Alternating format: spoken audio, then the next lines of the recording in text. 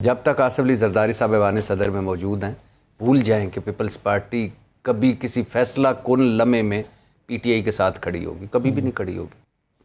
جنید اکبر صاحب کو کیوں لگ رہا ہے؟ انہی باتوں کی وجہ سے یہاں پہنچے ہوئے ہیں یہ جنید اکبر صاحب اینڈ کمپنی۔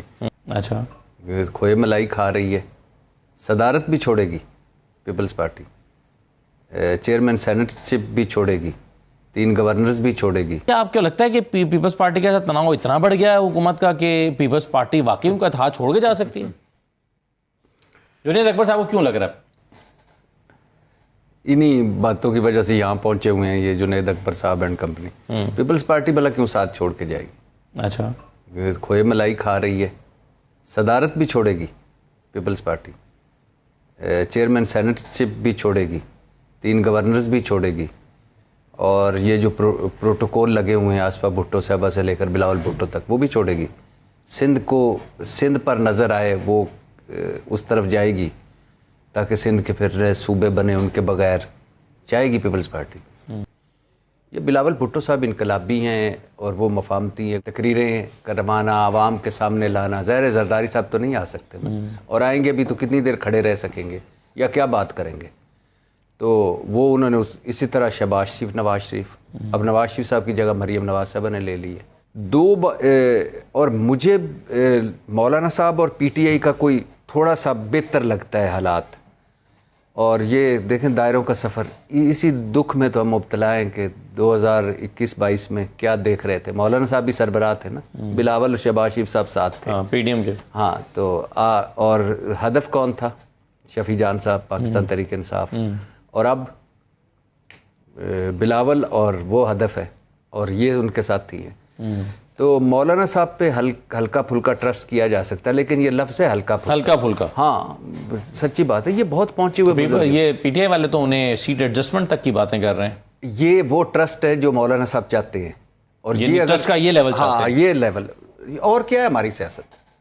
آپ کیا سمجھتے کوئی اصولوں پہ کھڑی ہے، کوئی کسی نظریے پہ کھڑی ہے؟ بھٹو اور ضیاء نظریے پہ اکٹھے ہیں، مولانا صاحب ہر مشکل وقت میں حکومت کے ساتھ کھڑے ہو جاتے ہیں، اور وہ اس حکومت کو حکومت مانتے ہی نہیں، جعلی حکومت کہتے ہیں۔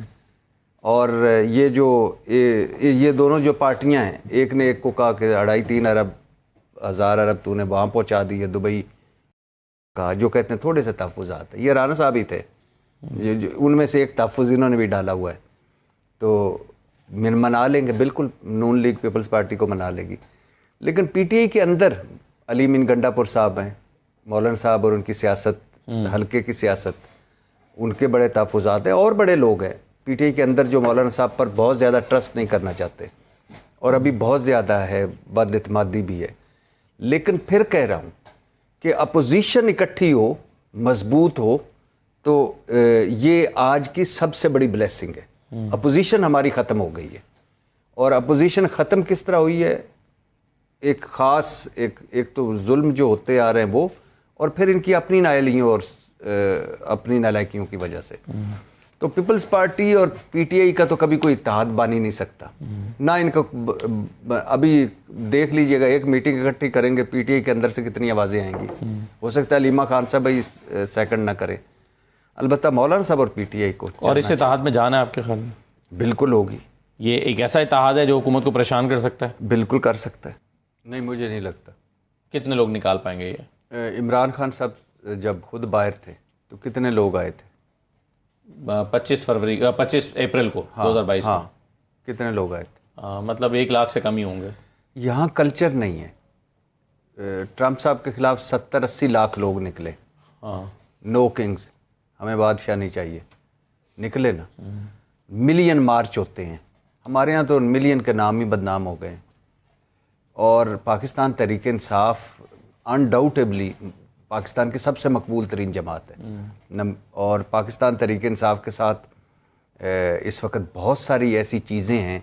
عمران خان کا 3 سال اپنے موقف پر کھڑا رہنا، پاکستان تحریک انصاف کا کھڑا رہنا، پاکستان تحریک انصاف کے ساتھ جو ظلم و زیادتیاں ہوئیں وہ، اس کے علاوہ جو کچھ آئین سازیاں، غیر آئینی آئین سازیاں ہو چکی، غیر قانونی قانون سازیاں ہو چکی، جو مہنگائی، بے روزگاری، غربت ہے، جو ریل اسٹیٹ، زراعت، انڈسٹری کا حال ہے، جو اس حکومت کے لچھن ہیں اور شاہی خرچے ہیں، اور جس طرح یہ حکومت جعلی ہے، خیراتی ہے، جعلی مینڈیٹ والی ہے، اور جو دہشت گردی کی بدترین لہر ہے، اور اوپر سے ان کے پاس کوئی ان کے پاس نہیں ہے روڈ میپ، پالیسی، حکمت، یہ ساری چیزیں پلس پوائنٹ ہے اپوزیشن کے لیے، آج کی اپوزیشن کے لیے. لیکن پھر وہی بات کہ آپ جب لیڈ کرتے ہیں، عمران خان صاحب کو جب انہوں نے شفا انٹرنیشنل اسپتال منتقل نہیں کیا توہین عدالت کی، پاکستان تحریک انصاف کے پاس پلان بی کیا تھا؟ کچھ بھی نہیں تھا. ہمیں یہ اطلاعات دے رہے تھے کہ چل پڑے ہیں، منتقل ہو گئے. بھائی ان کو خود نہیں پتا تھا کہ منتقل ہو گئے کہاں گئے. حکومت ماموں بنا رہی تھی، حکومت بلف گیم میں پڑی ہوئی تھی، حکومت جھوٹ بول رہی تھی، چیٹ کر رہی تھی.